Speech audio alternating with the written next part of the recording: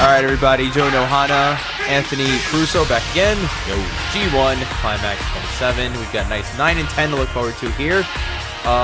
Previously, before we started recording here, the rather juicy intro theme that I played just now was unrealized by my co-host. I skip all the themes. He skips the theme songs. Everybody, what a jerk! I got a lot of shit to do. I saved myself like 20 minutes skipping the end of the last match into the beginning of the next one. The sweet themes, everybody. They're being skipped here. I'm a big fan of the themes. That. Asshole. All right, well, yeah, we're back again. Nights 9 and 10. A block night. 5. Night 5, yes. 5. I still don't know the nights for individual Take the blocks. second night that we're covering and cut it in half. Okay. Well, those nights, yes. We'll be doing those. And so we've got the Aichi Perfection Gymnasium show, and we've got the 30th in the Gifu Industrial Hall. It's not the GIF Industrial Hall, which would have been hilarious, but that's not the case here. Before we get started, though, a couple things to bring up real quick. Going around the wrestling world, I'm sure you're quite aware of something. I found out about this through your boy Solid Monsters show. Actually, I haven't been listening to it because I haven't been watching WWE, so I don't even care to listen to it. Well, on the TV Tracks thing on YouTube, that they put all of his stuff on. Yeah.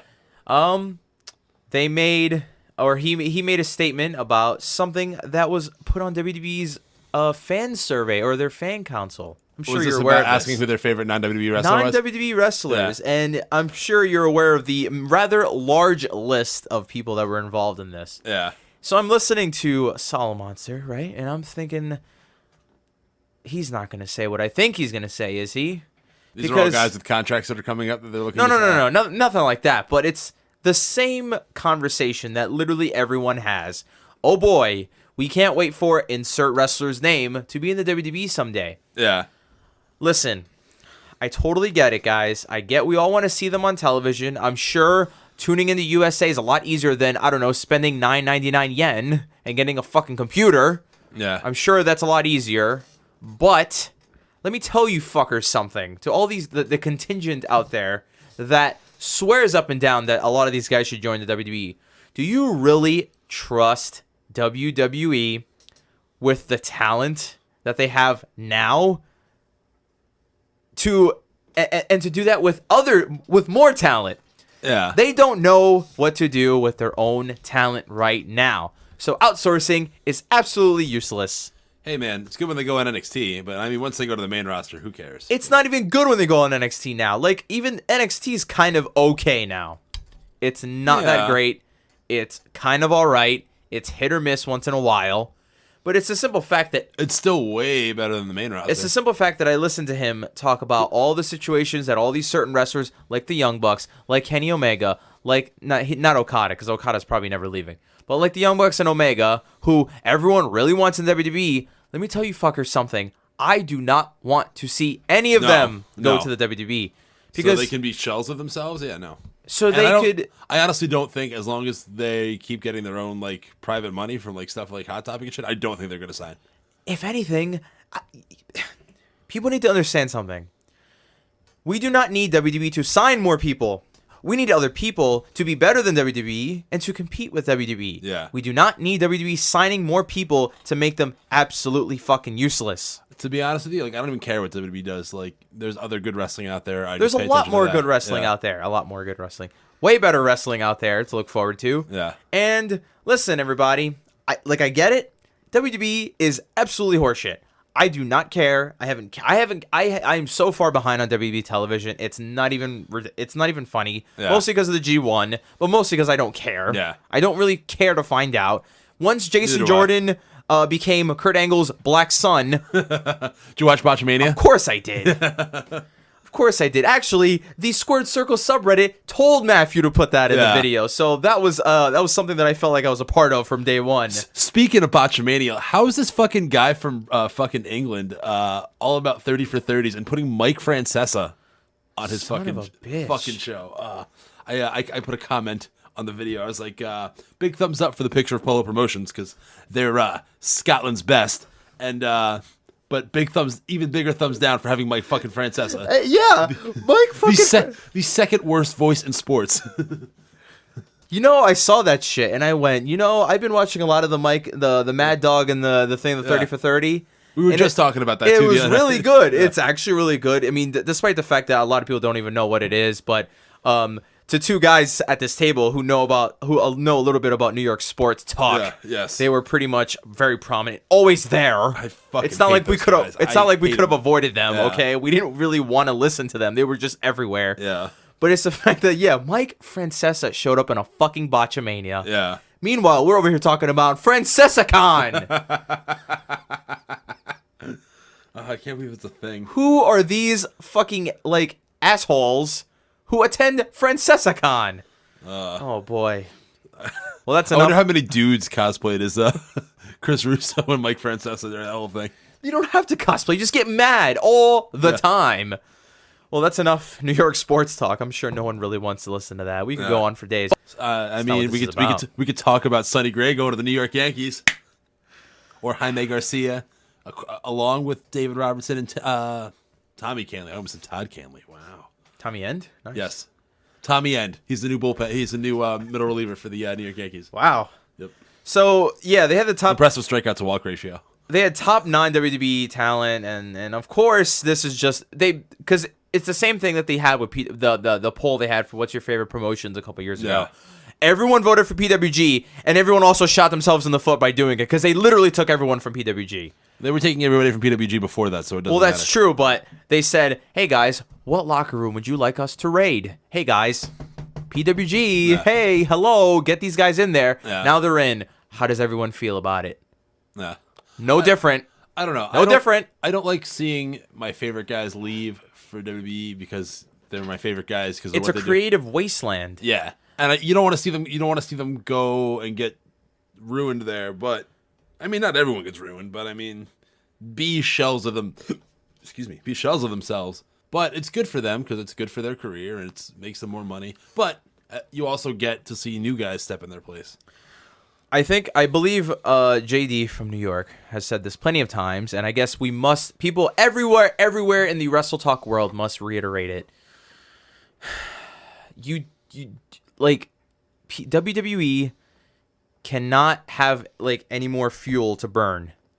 That's all they're doing here. They're signing guys. They're doing nothing with them.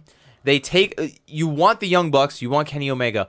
When they get signed to WWE, they are no longer the Kenny Omega and the Young Bucks you once knew. They are now the Bucks of Youth, and they're very watered down. Kenny Omega barely does anything. He's just out there being a fucking weeb. Who knows? Maybe him and Austin Creed will have a up, down, down tournament on fucking Raw. That's their way of promoting that.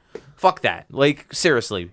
You people want all these fucking people to go to WWE. Little do you know, they have so many different plans for all these people. You could have Kenny Omega, the Young Bucks. Fuck, you could have Minoru Suzuki. Fuck, you could have Giant Baba in this roster. Isn't Giant Baba dead? Yes. Roman Reigns will still go over no matter what. It's what they want to do, when they want to do it, and how they want to do it. Before we move on, let me just reiterate this. WWE must die, or at least be challenged. Do not advertise or promote them signing more people, all right? It's not the last thing we need, everybody. It's fucking stupid, and it makes no sense. I honestly don't believe that WWE will ever be challenged. Because if wrestling will never be hot enough in the mainstream for anybody to ever give a look to a second promotion, in the mainstream sense, where it's a real competition. And if WWE dies, then people are just going to forget about wrestling in the mainstream sense. I don't think there will ever be. And it's sad to say, but I don't think it'll ever happen. Well, when you've got people who still, week after week, tune in, support the fucking promotion, constantly keep feeding it money, it's going to get very hard. Because people do not just stop watching it. I know people watch it all the time. They say that they're done with it. We were once done with it. Yeah. Now we're really done with it. For a lot of different reasons. Yeah. One, the G1, and two, because Kurt Angle's black son turned me away. And not because I'm a racist. Nah. I'm not a racist at all. It just doesn't make any sense. Okay? I would have rather saw Karen Jarrett bring back Dixie... Or Karen Jarrett. Actually, no, fuck it. There's a better storyline. Karen Jarrett bringing Dixieland into WWE. That would have been way more entertaining. Because one, Karen Jarrett's hot. And two, Dixie's okay. I'd actually do stuff with Dixie. If She's looking a lot older now. But. Yeah, but a couple of beers. Yeah. She'll look just fine. But yeah, that's a problem going on in WWE. To be honest with you, the whole Jason Jordan thing, not even a blip on the radar are the things that's wrong. I mean, I could have cared. I would have been all right with it if everything else was good. But it's everything else is garbage. There's just lazy booking. Everybody's so scripted. Everybody wrestles the same style, and it's not fun to watch when everybody does it. There's too much programming. Because WWE is literally the Zack Sabre Jr. of promotions. Once you get in, and once you get a full grasp of what's going on here, you're going to do what they say, whether you like it or not. Yeah. Same thing as a Sabre match. You're not going to do flips. Yeah. Nope, not here. You're going to get grounded very quickly. That's the whole point of WWE, that you're going to wrestle their style, and you're going to like it, or you're going to get fired, one of the two. And there's a very good point made on the, I believe it was the New Japan subreddit, which is a wonderful place, not that large, but it's not bigger than Squared Circle. Squared Circle is obviously the biggest one. Yeah. But the New Japan subreddit, people were talking about the dojo versus the Performance Center. Basically, here's the Performance Center's logo or motto. Whatever sticks to the wall, that's what sticks. We're going to throw a bunch of shit at the wall. Whatever sticks works. That's why they keep signing everybody, because they figure they've got unlimited resources. Just keep throwing money Exactly. at it. So you throw money at people, and whatever sticks, whatever works, it works. You go with it. The New Japan Dojo is going to take guys, and whether they like it or not, they're going to be good wrestlers. Yeah. Whether they like it or not, Yeah. because they're investing time in you, because the classes are a lot smaller. Not everyone's doing fucking rolls and drills, okay? Yeah. They're learning, all right? And the prime example, Juice Robinson. Guy who left WWE as fucking CJ Parker, doing nothing. Nothing. And he's all of a sudden... He dropped to Kevin Owens in his first match. That's wonderful. How's Kevin doing these days? You don't even know. Yeah. Probably feuding with Chris Jericho. Didn't he win the title back? No, AJ won. AJ won the title. Yeah, AJ won the title back because of the big yeah. fucking stupidity that went down about. I don't really care. Chris Jericho's back. Have fun, everybody. Anyways, back to the real world. The New Japan Dojo turns out guys, because they take a class and they make you a star. That's their purpose. That's their plan. They're not just going to see what works and then goes with it. Other than that, not much going on in the world of wrestling to talk about other than New Japan Pro Wrestling. And I guess very interesting standings I'm looking at here after the last couple days. We have a massive tie in the A block going on here. Yeah. So that's a story going on. And the fact that Evil is top tier talent right now in the standings, man. That's pretty fucking impressive for a guy like Evil. But let's get into it, I guess. So we have the July 29th show in the Aichi Prefectural Gymnasium. We have Togi Makabe versus Yuji Nagata. Straight up, just two guys. Two old motherfuckers that are going to kill each other. And boy, did they. So Nagata comes to the ring sporting a bunch of therapy spots on his back. No idea what the fuck this was. I don't... Probably cupping. Some sort of cupping. Some sort of cucking? Cupping. Oh, I thought you said it was a result of cucking. Yes, that's exactly That would it. have been interesting. Not sure if this is a new gimmick for him. I thought it was going to be a physical therapist from now on in New Japan Pro Wrestling, but I guess not. So Togi tries to... By the way, great theme by Togi Makabe. Very, very good quality. Like, just one of my favorites, Yeah. Complete silence. That's respect, everybody. Togi tries to get a count-out victory early on in this match after throwing Yuji into the railing on the outside. Yuji starts up a comeback, hits a bunch of moves until Togi cuts him off with a half-and-half suplex. Yuji comes up selling the right shoulder, so that's going to be a thing later on. They start whacking each other back and forth. Togi goes for a lariat, but Yuji catches him, puts him in the Nagata lock. Does probably my favorite spots in all of wrestling. I mean, it's one of my favorite faces of all time. Makabe gets out of it, but Demon possesses Nagata as he starts beating the holy hell out of Togi Makabe. And now, you could say, this is a result of not winning a fucking match. This guy is so fucking done. He's so far done, like so far out of it. Yeah. He's just gonna start killing motherfuckers in the ring as a result of all these losses. So he beats him up with stiff kicks and forearms left and right. They go to the top rope, usually looking for a super exploder suplex. Toki knocks him down, connects with a King Kong knee, goes back up again, hits one more, and there you go, everybody. Togi Makabe gets the victory here over Yuji Nagata, who's winless. And Makabe, he's been flying up the standings. I think this is his 3rd straight win. Is it now? Yeah. What's Makabe's record? 3-2. 3-2. Wow, look at that. Yeah. He's tied for 2nd at this Bringing point. up the rear, Yoshihashi and you. Fuck you, Yoshihashi. Good job. Yeah, good for you. But yeah, man. So Yuji Nagata still winless, and boy, he's making every one of these losses count. Yeah. They are brutal, Yes. brutal losses. So we have Kota Ibushi versus Bad Luck Fale. This is the one match, the first match in this tournament that made me very mad for many different reasons. Why's that? We'll get to it. Let us build some steam here. So Fale comes out and pretty much like usual, he just knocks over the ring announcer, makes him look like a total dunce. And by the way, fun fact, I was struggling to find a synonym for the word dunce because I didn't want to use dunce, huh? Idiot? Well, yeah, but I like Moron? dunce way more. So I looked up a list of dunce synonyms, and they are very juicy. Some of them include mouth breather, hoser, scissor bill. We're not Canadian. We can't call anybody hosers. Doofus, meatball, ninny, This fucking meatball over here. bozo, knuckle dragger, lummox. I don't know what that is. Yeah. These are all great words, and I just didn't know what to choose, so I just went with dunce. But God, this is such a great list here. Fucking bozo. Half-wit, cretin, imbecile. The list goes on and on. Numbnuts. Where'd you find this on fucking Urban Dictionary? It's on Google, dude. It's on fucking Google search. It's right there. So Ibushi gets bullied around, then gets his right leg worked over pretty well in the early going. So Fale takes control of the match fairly early. Marty Asami gets bumped, but nothing, absolutely nothing comes of it. Probably just to showcase the fact that Fale is just a complete dickhead.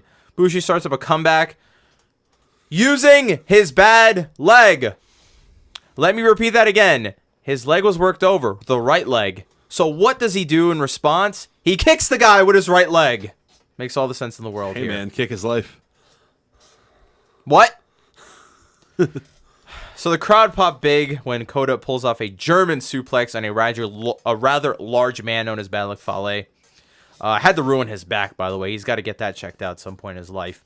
They fight in the crowd. Ibushi channels his inner New Jack. Decides to do a fucking moonsault from the upper section of the crowd onto the floor. And lands, you guessed it, on his bad knee. Yep. Yeah. Ibushi doesn't sell any of this. Okay? Back in the ring, Ibushi tries for a pile driver because I sure hope he wasn't going for a golden star bomb. I fucking hope he wasn't. I swear to God, if he was, he's an idiot. Fale cuts him off, hits perhaps the absolute worst grenade you've ever seen in your life. It's such a bad move. It's an awful move, and not only that, but when Kota took this, it looked like a clothesline, and Kota like sold it like he just got blown out of a building. Yeah. Like he flipped. Well, I mean, it is the grenade. Chuck Taylor's grenade's way better than this one. Then he follows it up with a... Jim Cornette would beg to differ. God, this move sucks. And then he hits him with the fucking bad luck fall and gets a... You mean the Razor's Edge? Sure, man. Razor's Edge, you got it.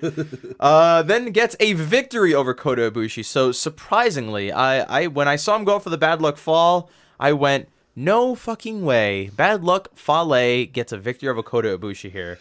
Pathetic. If I was in that crowd, I would have been hissing and moaning and complaining and throwing fucking tomatoes or whatever they throw over there. So Nothing. They don't throw anything. respectfully be mad. Just be very angry and quiet at the same time. So as Kota's walking to the back, he sells the knee because all that adrenaline during the match just wore off. Didn't allow him to sell it, and it finally, after all the flips and all the dumb shit he did, it just finally kicked in all that pain. But yeah, so Kota Ibushi, what's his record here going on? 2-3. 2-3. Wow, Kota Ibushi's 2-3. That finale with that golden shower finale is not looking good right now. We have Hiroki Goto versus Zack Sabre Jr. Desperado gets involved early by being a distraction to Goto, who gets wrapped up in yet some more wacky submissions. You know how this goes, everybody. It's Zack Sabre Jr. You're going to learn a new submission, whether you like it or not. Yeah. Goto eventually falls into the trap of being forced to wrestle his type of match. As the pace slows down, Zack stretches him in all sorts of ways. Eventually, Goto can only muster one Ushigoroshi before Sabre quickly goes back on the offense. They get into a hockey fight, which Goto wins after a lariat. Sabre, who was holding his own, countering everything Goto threw at him, gets outdone by one GTR. One GTR. Not the car, the move. Well, it's his finisher. It should be one. The GTR, the actual car should have ran him over here because this is all fucking Sabre. Okay, he stretched the shit out of Goto, and Goto did literally his. You've seen Goto do 2 GTRs to people. An Ushigoroshi peed on them, spike pile driven them. Anything. Sabre's You're gonna tell me he's a small fellow, so the GTR hurts way more? Yeah, man. Bullshit. You use the power move, one power move on a very slight fellow. Very underwhelming victory here for Hiroki Goto. I mean, it was fine. It was just like, hey, Zach, hey, any more submissions you got? Oh, one GTR. I guess not anymore. And that was it. So Sabre goes down with literally no fight, and it was very disappointing in my opinion. So you have Hiroshi Tanahashi versus Yoshi Hashi. Tanahashi intentionally tries to slow down the match early, arm and stuff. They go back and forth. Hiroshi starts working on the legs of Hashi, who later tries to start up a comeback.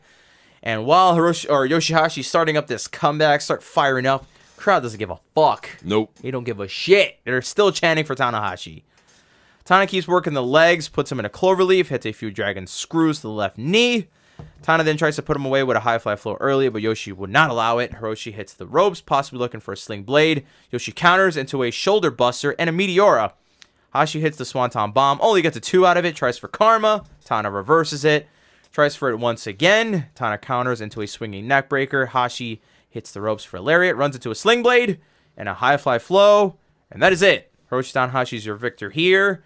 And I do not care for Yoshihashi. Not one bit. I mean, he's all right. He's okay. Yeah. He's in the middle. If I had to hang out with him, I would have like one beer with him and say goodbye. But I will commend him for one thing. Not working the arm? Not working the arm! There is hope for the universe of professional wrestling. Yoshihashi did not work the arm once. You might call him an idiot. You might even call him a... Was it scissor bill? You might call him a scissor bill or a doofus or bozo or any of the other synonyms for idiot. But he is the only guy to not work a actually hurt arm. Thank you, Yoshihashi. Thank you. Why are you upset about that? Or why are you upset that people do that? It's a ready-made story. It's a ready-made story.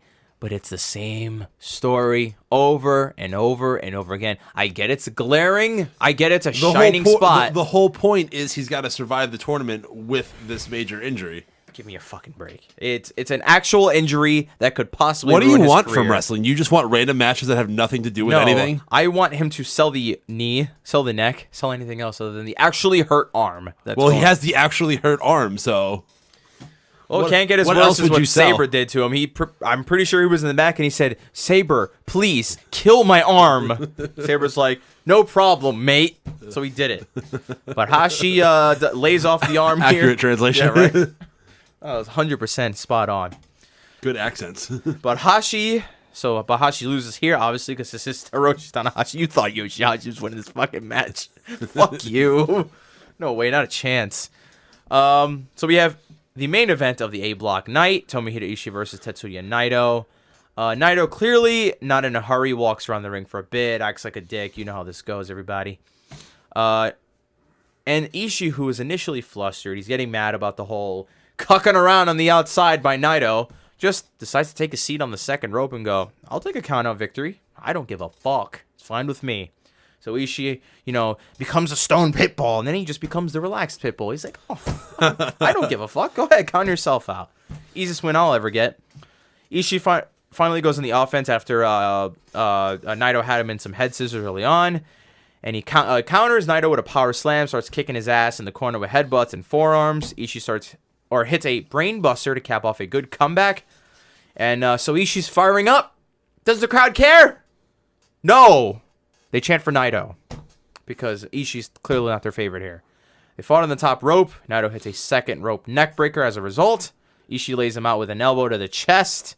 Not an elbow to this, a headbutt. I don't know why I wrote elbow. I confused the two. Clearly, those are easily confusable. Ishii hits a stacked powerbomb, but only gets a 2. Crowd still chants for Naito. I wrote this down because it's like, Ishii's trying so hard, and he's got the fighting spirit. Does the fucking crowd care? Not one bit. They bought an LIJ hat. Nope. Sorry, Ishii. Suck my ass. I now have this Naito teddy bear. Go fuck yourself. So, Naito goes in the offense here, hits Ishii with a tornado DDT, but Ishii no-sells it. He's got no neck. Yeah. Both guys are out on the mat. Weird spot happened when Ishii reversed a Destino, tries for a neck breaker on his, knee, but when he plants Naito, I suppose Naito was supposed to rebound from that like a catapult and then hit the Destino, but instead he just kind of, Ishii just kind of lost him. Naito kind of fell through, and basically Ishii had a Destino himself. That's what it looked like here, and it kind of looks weird when you fuck that move up because it's like, I'm just gonna try to backdrop you, but on my own head. It'll be on Botchamania 349. Probably. Ishii hits a Destino, but kicks out, or eats a Destino. I don't know why. Ishii would never hit a Destino. I'm sorry about that. Eats a Destino, but he kicks out. Naito goes for a second one very quickly. Ishii cuts him off with a toe kick to the face. Naito hits another Destino, but Ishii almost immediately gets right back up. And boy, that Destino, drop it in the power rankings very quickly. Yeah. Because he rose right out of it like nothing happened. Destino dropping in the power rankings, GTR going up. Pricing all the way. Stocks are going up. Invest in the GTR, everybody. So some dramatic stuff goes down when Naito kicks out of 2 separate lariats that Ishii hits. But then he caps it off with one final brainbuster. Gets the victory here over Tetsuya Naito. And a highly disappointing loss for Naito, whose finishing maneuvers just don't finish much anymore. Nope. They're just moves, everybody. They have killed the Destino as of right now. Or either that, Ishii has built up a tolerance to it. I suppose he went to the mountains to train. Yeah. And got Destinoed 8,000 times. So we have the B block, July 30th, 2017, in the Gifu Industrial Hall. You keep forgetting to do the standings. Power rankings. Or the power rankings. The New Japan Pro Wrestling Power fucking knuckle dragger. Mouth breather. So the A block standings as of July 29th. Night 5 of the A block, night 9 of the tournament. Hiroshi Tanahashi leads with 8 points. He's 4-1. We have a massive 6-way tie for second place. Tetsuya Naito, Zack Sabre Jr., Togi Makabe, Bad Luck Fale, Hiroki Goto, and Tomohiro Ishii. All at 6 points, all at a 3-2 record. I could have figured out tiebreakers, but it doesn't fucking matter until the end. Yeah. And even then, it doesn't really matter because it's just the top one from each block moves on. But I'll do that at the end. Yoshihashi is 1-4, 2 points. He's in 7th place, and Yuji Nagata in last place at 0-5 with no points. Sad day for us Blue Justice fans, everybody. Yep. 5 straight losses. We're dying down here in the lower card. I think isn't he mathematically out of it now? There's no way. No, he can win. Really? Well, actually, did he wrestle Tanahashi yet? Tanahashi beat him. Yeah, he's mathematically eliminated. That's sad. Because what you call it? Everyone there would have to be a massive massive tie for first place at 4 and 5, which would be hard to do. And Tanahashi would have the tiebreak over him, because he's already got 4 wins and beat. Sad day. So yes, Nagata is actually officially eliminated from this tournament. Well, everybody, time to go get the Blue Justice shirts from NewJapanShop.com via the Tenzo.com website. It'll get here in about a month. So, to show my support for my favorite wrestler. So we have, speaking of, by the way, I just wanted to let you know, before we get into the B block stuff here. So I was skimming around YouTube for some, old New Japan stuff with, Nagata and all the other, Rikichoshi and all these guys. And I came across an interpromotional tag match with Yuji Nagata, I believe it was Jun Ayami from Noah, and Masawa from Noah. So 2 Noah guys going up against Yuji Nagata representing New Japan Pro Wrestling, and I totally forgot his name, the 0-1 guy, the big star from 0-1. Fucking totally just slipped my mind what his name was, and I'm very, very sorry because he's a massive star. 0-1. 0-1, yeah. He is like the man. Hold on a second. I have to I can't like not say his name. The only big name like in Japan now that I know of that's not in New Japan is Marufuji. But he's a Noah guy. All right. Bottom line being, it was a tag match that featured 3 wrestling promotions from Japan, and Shinya Hashimoto. Okay. So yeah, so it was Hashimoto and Nagata versus Jun Akiyama and Mitsuhiro Misawa. And I'm like, does this ever happen in the States? Like, does the US ever do some shit like this? Never. They're so uptight about rights and contracts and all this shit. Meanwhile, there's a 3-way fucking promotional match going on here. I'm like, the States never do this. They're not that much fun over here, man. They do a lot more cool shit. In Japan, everyone supports each other, I suppose. They give each other talent in exchange for other things. So that's a cool thing to see in the Japanese wrestling scene. To be fair, it's not like New Japan's doing that now. No, not right now. But it's not like WWE ever collabed with ROH, you know what I'm saying? Or like TNA ever collabed with ROH. None of that ever happened. Yeah, so, but I mean, they use guys in and out from the indies, and point being, it's a lot more fun in Japan. It seems. That's what I'm saying. Except you're using something as an old reference that has nothing to do with how it is now. It's cool to see. How about that? Then you can basically use that argument that the WWF was interchanging people because of the territories. Well, the WWF just sucked up all the talent, and what do you look at that now? They're sucking up all the other talent. So we have. By the way, EC3 should never go back to WWE. Ever. EC3 is, despite being in GFW, which is like, he needs to stay there and do something there. They need him. Because GFW... Well, he's probably the best, or one of the best things they have. No, they saddled their hooks onto Alberto El Patron. Well, they suspended him now. Yeah, they did, but he's still in the tapings, so have fun with that, GFW fans. I don't know the full story, but Paige is the one who's might be getting charges against her, so this might have more to do with Paige. She kicked his ass? Or she might have at least... Wow. Yeah. The story gets spicier every week here. So we have some B block action. We have Toru Yano versus Evil. Well, needless to say, this match did not last very long. Evil got the jump on Yano right away. Yano took off one of the turn pads, catapults him onto it. Yano then uses Marty Asami to hit a low blow onto Evil, who doesn't give a fuck because he just hits him with an STO and wins right away. And that's it. There you go, everybody. Your long-awaited Toru Yano versus Evil match over just like that. But Evil looking strong here in the standings regardless. It's an easy win, and he'll take it. We have Minoru Suzuki versus Tama Tonga. Tama Tonga, officially the smartest man in professional wrestling, as he takes out the scumbag known as Desperado upon entrance, before Suzuki could even get into the ring, because when Suzuki's just about to get into the ring for the big Kaze ni Nare chant, he turns around and goes, "Gee, Desperado certainly has long hair. And where did his mask go? This is all very confusing." Yeah. And he goes, "Nope, you can't fool me, Tama Tonga." So there you go. That's how the match starts, everybody. Tama Tonga tried to get the jump on Suzuki. So they fight all over the place. In typical Suzuki-gun fashion. In typical Suzuki-gun fashion, of course. Per usual.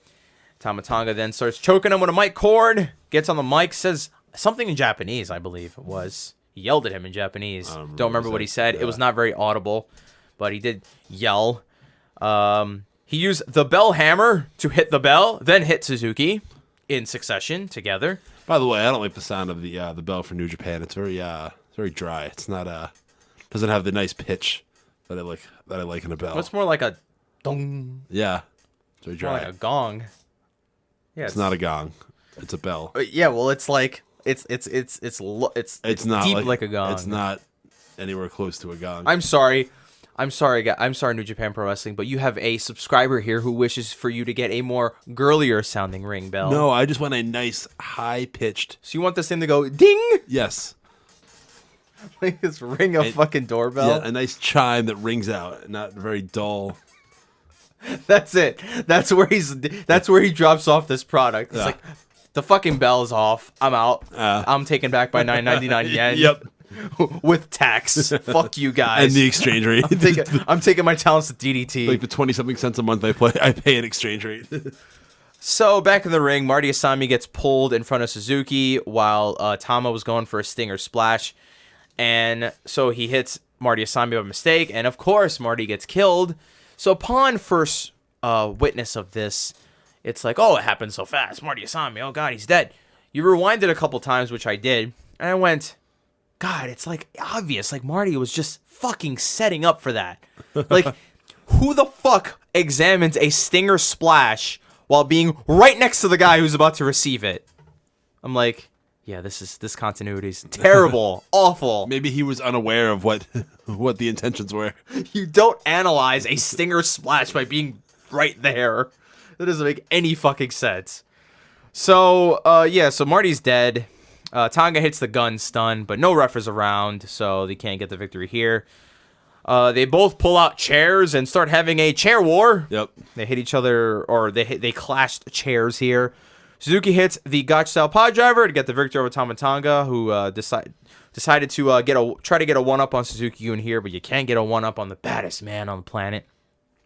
And after the match, Suzuki tells Tama to fuck off, go to the back, seeks out one of the young boys at ringside, and then takes him to the top of the ramp, where he proceeds to wait for the Kaze ni Nare chorus to come in. Then, as it came in, hits this gentleman in the back of the head and goes, there's your chant, because they did not get it when he came in. Yep.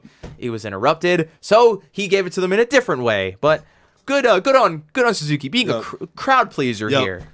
He knows what the fans want. What a pro. So we have Michael Elgin versus Sonata. Elgin rocked Sonata very early in this match with a forearm to get things going. Beats him up on the outside, then backdrops him on the apron. Sonata goes for a tope, but Elgin simply moves out of the way. What a novel idea. A guy's going for a tope, and it's just like, I could catch him and get hurt or move. Yeah. That's a lesson that should be taught to the Usos, who are combating a gentleman that does a trust fall to heels, trusting them. It's as dumb as it sounds, because it is dumb. So he gets out of the way. There's a spot where Elgin invites Sonata back into the ring, holds the ropes open for him, and Sonata is very reluctant. He's like, I think this guy's going to bamboozle me and cuck me out and kick me in the face. But Elgin does not do any of this. Sonata gets in. And Sonata gets in the ring safely. Elgin looks at him and goes, I told you. The crowd goes, oh, very nice. Good stuff here. I mean, what do you expect? Michael Elgin is a product of the honorable ring. Wow, sprinkled the respects for Sonata here in this matchup. So he's very impressed with Elgin for not committing any cuckery here. He hits Elgin with a plancha to the outside, tries to put him in a paradise lock on the bottom rope, but can't fully lock it in. It was kind of like, is he going to? What's he doing here? They fight for control of the top rope when Sonata wins the fight by hitting a powerbomb off of the turn pad. Well, his legs were on the mat, and he just kind of gave him a powerbomb off of it. They go back and forth for a bit. Sonata tries to infinitely leapfrog Elgin. For some reason, he just likes to leapfrog guys and thinks there will absolutely be no consequences because of this. So instead, he eats a sit-out powerbomb for his troubles. Elgin gives him a German on the apron, then hits a deadlift Falconero. Thanks for the promo. No. From the apron of the ring. In rather quiet fashion, Sonata wins the match with a skull end that was not fully cinched in, then hits the Muto moonsault, and that's it. Elgin goes down. This outcome did not make any sense to me. Why would he give Okada go have the match, probably the tournament with Okada, and then beat Kenny Omega, and then lose to Sonata? Not even lose like good. Like not even like it was a hard fought battle. Yeah. He was barely put into the skull end. Yeah. And then loses to like Elite Assault, dude. Like this This felt very out of place. I'm trying to say that to downplay this. I know. I'm not saying it to lead us all, but yeah. No, yeah, very underwhelming here for Michael Elgin. Michael Elgin, he didn't need to lose. I understand if maybe he was ahead of Omega and Okada and you want them to be the top two and you need him to lose to get underneath them, but he could win out and still finish third. He can go 7-2 and still finish third in this tournament. So it's not even. I don't know why he had to lose there. It's not even that. It's just the fact that he cut this like promo about, Mike Elgin's going to win the G1 Climax, blah, blah, blah, blah. Just had a big fucking victory. And then he loses to Sonata. Yeah. Like, why? The whole story of this should have been Elgin comes just short, even though he goes, like, he has a ridiculous record through it. Just Okada and Omega were that much better throughout the whole tournament. And then you can parlay that into him being the next challenger after Omega, or Omega's next challenger after Okada. So, I understand you're going to have this Okada-Omega thing going on until Wrestle Kingdom, so it's that the main event is locked up for a few months. But he could have came right in after that. Very odd booking here, and on top of that, I don't think it kills him, but I thought it was weird. It wasn't on this night, but I believe it was it was this night. This is the B block. Of course, this is the final night that we were watching. So afterwards, they have the commentary on the New Japan World, which is good stuff, by the way. If you ever get a chance to look at it, it's like everyone's post game conferences or promos or whatever afterwards. Elgin's in the back, and he's like, "Yeah, so remember when I said I was gonna win the G1? Maybe not anymore. Yeah. But I will, however, showcase what I could do now," is what he said. So he says, "And I will showcase what I could do. I might not win the fucking thing, but I could show you what else I could do. Yeah. And I'm going to do it with Yano next." I beg to differ, Michael. Yeah. I highly, highly beg to differ. You will not get to showcase anything against Toru Yano, because he will not give you any reason to showcase on him. I would gladly just kind of squash him and move on. But, that's that. And Elgin doesn't look very good in the G1 finale here. I wasn't a fan of that. So we have Satoshi Kojima, the leader of the Bread Club, versus Kenny Omega. Kenny's music, or when Kojima's music hits, there is a woman in the front row wearing a cozy shirt. I don't know if anyone noticed this, but I did. She's biting her lip, waiting for Kojima to come out. And I'm thinking, wow, she wants to get lariated, but not in the face. She wants him to lariat her. How'd she look? She was all right. Yeah. Very attractive lady. Very attractive Japanese woman. She totally had a hard on for Kojima. She was all about it, man. Like, she loves the cozy. But, but Kojima's, by the way, fun fact for everyone out there who's looking for, the personal lives of all these Japanese wrestlers, it's almost impossible. Yeah. Impossible.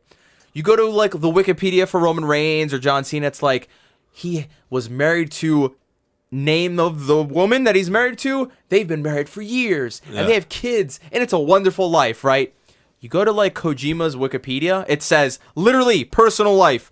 He has a daughter. That's it. That's it. Hey, man, at least you got the juicy story with Tanahashi. Nothing else. Yeah. When he got stabbed by his girlfriend in 2002. It's just the simple fact that it's hilarious how WWE and American wrestlers have, and maybe UK wrestlers, I'm not entirely sure, but it's like their life is just there for everyone to witness. And then you go to the Japanese guys, it's like, he once lived. That's all you need to know. Yep. You don't need to know shit. Their personal lives are super personal, by the way. So we have Omega comes out in his house show attire, wearing the same gear he wore the previous night. Now, if you saw the post-commentary, by the way, everybody, you need to check out the post-commentary stuff in the backstage interviews, because it kind of really wraps up everything that happened during the show, makes everything make a little more sense. Omega went out there and he says, post-conference, he goes, Kojima thought I was disrespecting him by wearing this shirt to the ring. As a matter of fact, when you're facing a guy who does kobashi chops, what better way to piss him off than to wear a shirt? Not entirely wrong there. Yeah. So Kenny fucks with Tenzan on the outside. Kojima tries to dive, but Omega simply, must be a Canadian thing, moves out of the way. And then looks at the camera and goes, did he just fucking dive? Did he just fucking dive? Yeah. What an idiot.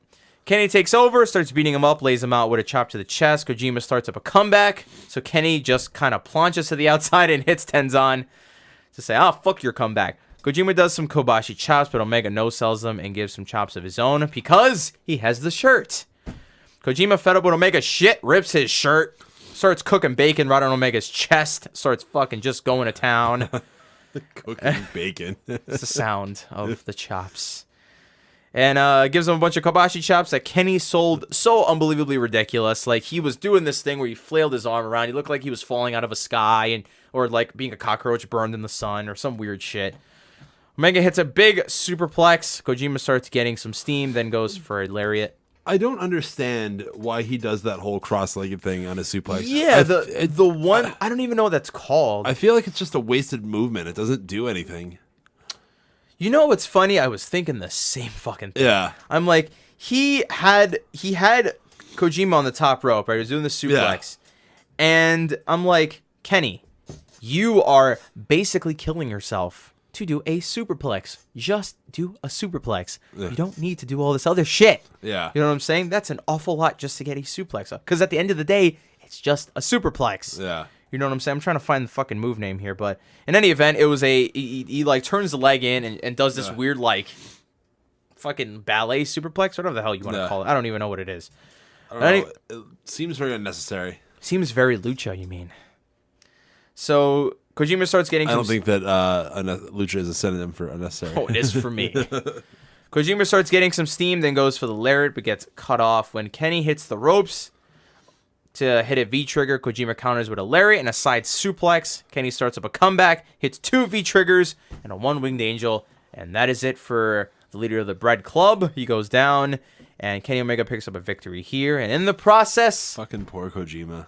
In the process, we lost something very significant here on this night. Omega ripped the house show pants, everybody. It's over.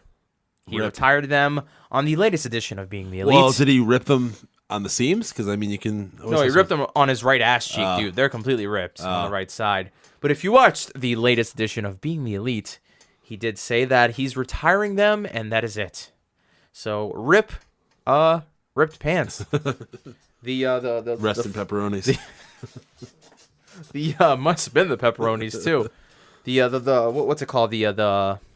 The fucking thing that the Young Bucks have. He has it along the side. I totally forgot what it was called. The tassels. Fucking tassels. Jesus Christ. Yeah, so there goes the house show pants, everybody.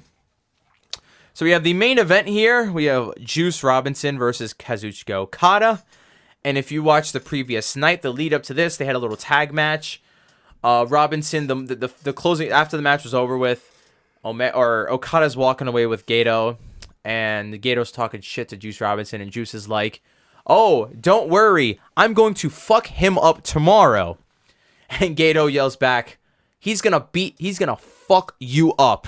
Yup, get ready. And I went, this banter is amazing. Like, I love it. I love how everyone loves to curse. It's the best thing in the world. And it makes every, like, promo just feel that much better. You don't think that it's overdone? Hell no, it's hilarious.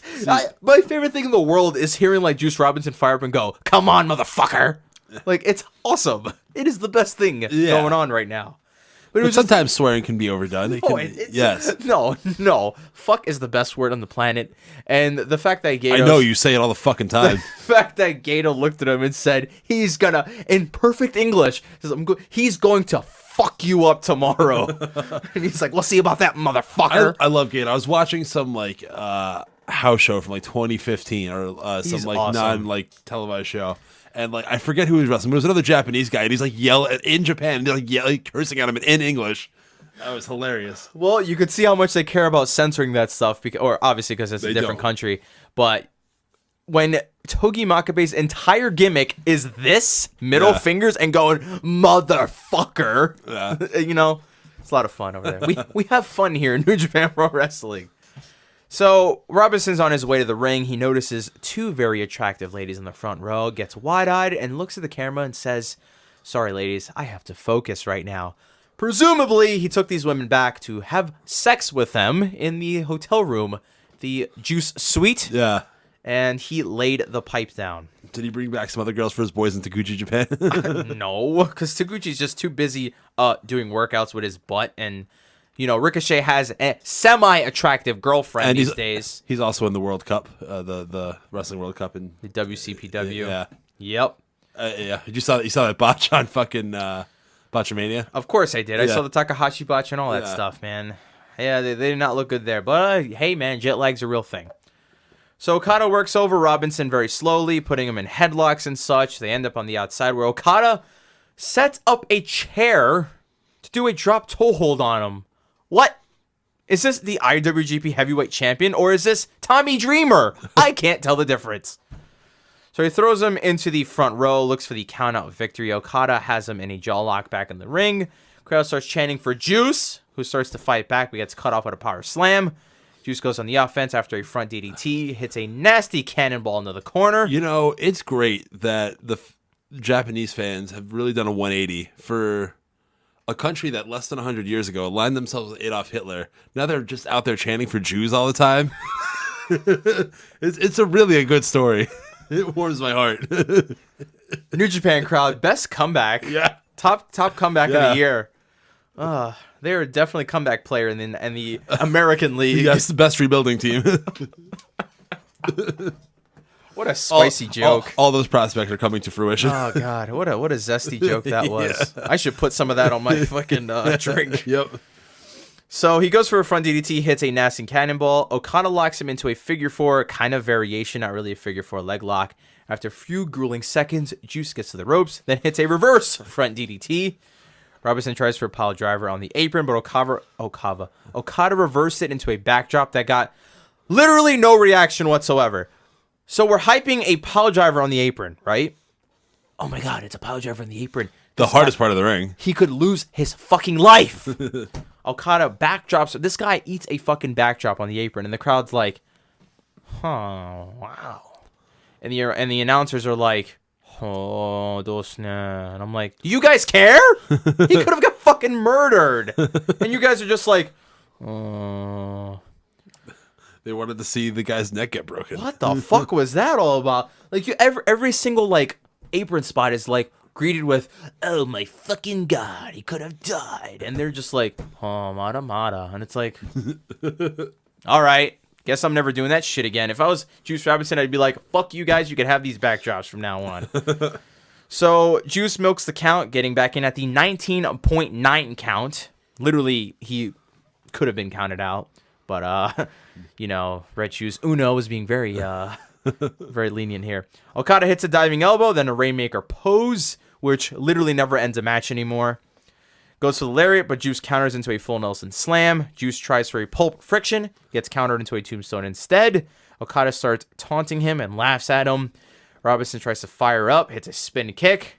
Okada hits two Rainmakers. When he goes for a third, Robinson counters with a hard left jab. I believe the first really hard jab he's given Okada in this match. But to no avail, it's too late in the match because Juice, looking to capitalize, tries for pulp friction. But when he jumps to initiate the move, Okada catches him, gives him a German, and then it gives him one final Rainmaker to get the victory over Juice Robinson here, who I thought could have won this match. I really thought he was going to win this match. Fuck Okada, man. He makes me think everyone's going to beat him. And then he just whips his fucking dick out. There's no way Juice Robinson was beating Okada. Maybe the story here is that I do believe this. I do believe that because Okada's been very loose lately. He's been doing weird shit. He's been a little too cocky. I think he's going to suffer a very debilitating loss at some point during this tournament. I do believe so. I feel like that's what they're building towards. I feel like it's going to be against Omega. I don't think Omega can beat him yet. I think that's going to have a fuck finish. There's no way that's going to go clean. It's either going to be a draw, but that would be like two draws in 2 different years for Okada. If it's going to be a draw, it can't be a draw because you want the Wrestle Kingdom match to be the guy who has the best record, because Okada has 1 win and then 1 tie. So if Omega wins this match, they're 1-1-1. Then it goes to Wrestle Kingdom, and then winner takes all. So it's the I think it's the got rubber the rubber. Yeah, it's got to be Omega winning. I mean, I know I said before that I thought Okada was going to win G1, but no, at this point, it's got to be Omega that wins. Omega? You thinking Omega goes back to Yep. back? Yep. I'm going to go ahead and play safe and say he's not going to go back to back. I'm not entirely sure. I'm going to stick with Okada as my pick just to be safe. I just don't think they're going to book Omega back-to-back years. I don't know. I just get a feeling like they're not Why going not? that way. Well, I don't know. This is the hottest rivalry in the industry. Mostly because Gato likes to throw in, like, monkey wrenches here and there. Yeah, but this is money.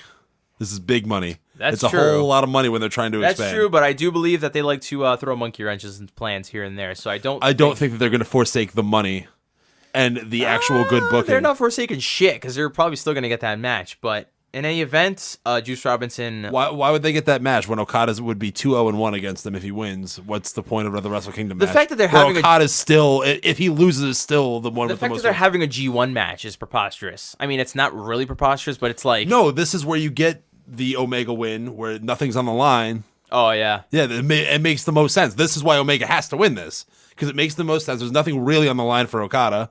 He's not losing the belt if he loses the match. Sure, he loses G1, but he's already the fucking champion. Who cares? In the event of plus that'll be a B block final. If it was like a G1 final, this would make all the sense in the world. But it's going to be a B block final, so even if Kenny wins it, he still has one more step to go. Yeah, but he has the win on Omega, so they're even. They're even. No, that's what I'm saying. Yeah.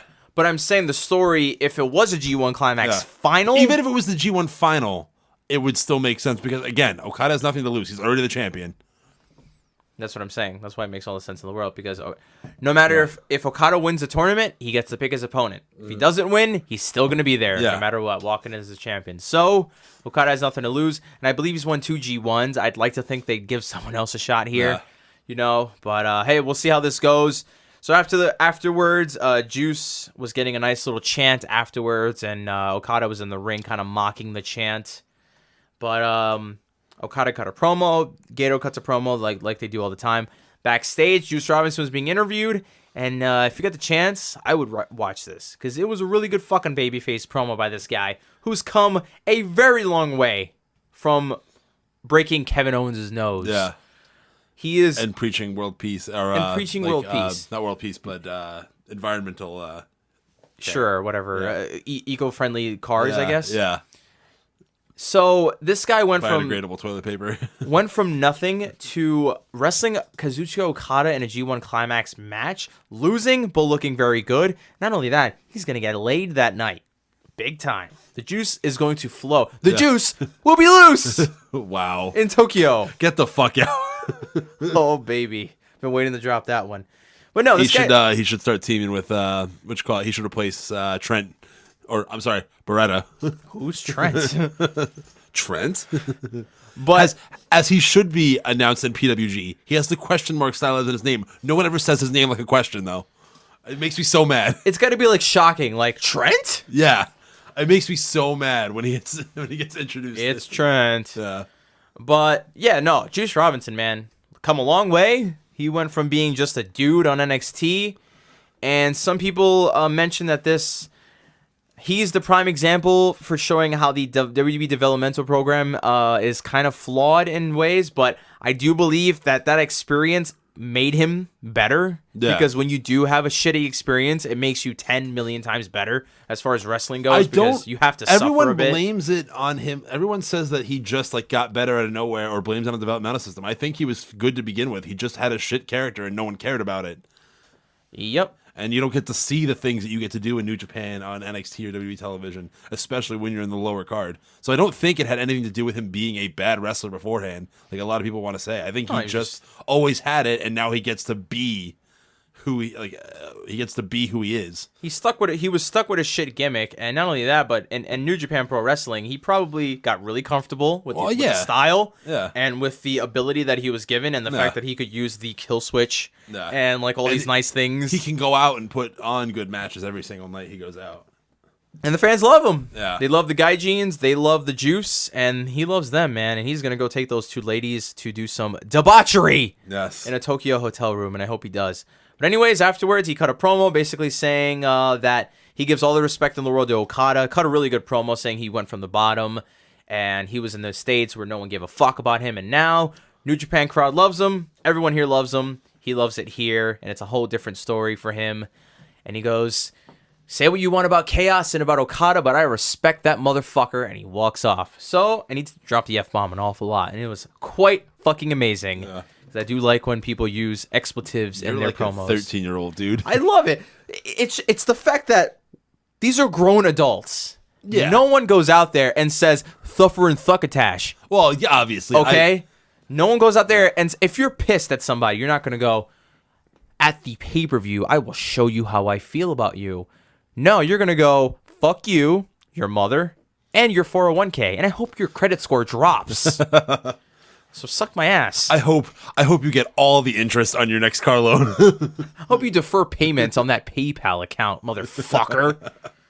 But no, I don't know. I just like expletives in my promo. I wish like WWE was in a state of that people could cut I normally promos agree, like but I think there is a point where it crosses the line where people, of course, where it's too much. But I never get to see these guys cut promos, so it's kind of a nice little treat. And when they do unleash hell on my eardrums, it's quite amazing.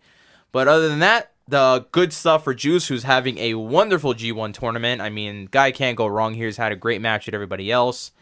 And other than the weird fucking Ibushi match and that weird fucking Elgin match, everything went just fine. G1's doing great still, but a few hiccups here and there. But until then, we've got the standings. Yes. God damn it. You fucking dunce. Fucking scissor bill. Every single time. All right. I'm so busy about going home, the go home show here. All right. So the standings for the B block. Night 10 of the tournament, night 5 of the B block, as of July 30th, or today's July 31st. We have in first place at a perfect 5-0 record, Kazuchika Okada has 10 points. Tied for second place, we have Evil and Kenny Omega, both 4-1 with 8 points. Tied for fourth place, we have Minoru Suzuki and Sonata. I almost gave him a first name. I don't even know what I was gonna say. But Seiya Sonata. Yeah, I wasn't even gonna say his actual. Yeah, but yeah, tied for fourth place at 3-2 with 6 points. Tied for sixth place, Michael Elgin and Tamatanga, both 2-3 with 4 points. Tied for eighth place, Juice Robinson and Toriano are both 1-4 with 2 points, which Juice put on great performances and only be 1-4. 1-4, man. That's criminal. Jesus. But and then last place, my boy Satoshi Kojima, 0-5. Juice Robinson is literally one victory above Nagata in terms of like the storyline of this tournament. For him. They've both been putting on great matches. Just can't win anything. Who was the only person that Juice beat? I don't remember who it was. I think it was Evil. No, or Evil probably won that match. I think Evil won that match. I wish they fucking Hold put on. it Let me here. consult the notes. He didn't wrestle Yano yet, I don't think. Oh, he beat Kojima. Remember the Senpai? Oh, yeah. That's not significant at all, because Kojima's been doing the job. Oh, God damn it, man. Oh, man, that's pretty depressing, man. A guy with a great tournament's just been eating shit here, man. Losing the dudes like Evil. And, a bunch of other guys. Hey, man, Evil's been looking strong in this tournament. Of course, Evil's been looking strong. He is really good. But yeah, so that's the standings. So we've got a nice little tie going on in the A block, so that's the story there. And we've got a nice little even spread going on for the B block going on here. You got 10 points, 8-8, 6-6, 4-4, 2-2. So, other than that, that's all we got for all of you guys right now. We'll be back we have a show tonight and a show tonight. I think there's no show tomorrow. I think it'll be the second. Will be the B block. So we'll probably be back on Wednesday night. No, there's a show tonight. There's a show tonight, but there's not a show tomorrow. That's true. I think I was wondering why there was no graphic for the fucking the August 2nd. So then we'll probably be back. We'll probably be able to do it Wednesday night or maybe Thursday, depending on your schedule. Yeah. So everybody, we'll be back for the 1st, which is going on tonight, and whenever the you mean the 31st? No, August 1st is when the show's happening, Anthony. No, it happened already. No, it didn't. There's a show tonight too. There's a show tonight. Are you sure? Yes. It was the August 1st show. It's not even August 1st yet. It will be in 2 hours. Oh, there was no show yesterday then. No, there was no show tonight. Oh, okay. There was no show at 3 a.m. today. Oh, then I misread the thing. I thought it was 3 days and then a day off. Okay, No. that makes more sense because it breaks it up after the B block. Okay, that makes more sense. Never mind then. Well, there is no graphic for the B blocks thing, so I'm assuming that we are going to get a day off here again. So, We'll be back in the next couple days. Yeah, maybe the third, probably. So maybe the third. But other than that, everybody, we'll see you guys later on. I've been Joey Nohana, signing off for Anthony Caruso, which I never sign off for. I don't know why I did that. But we'll be back, everybody. See you later.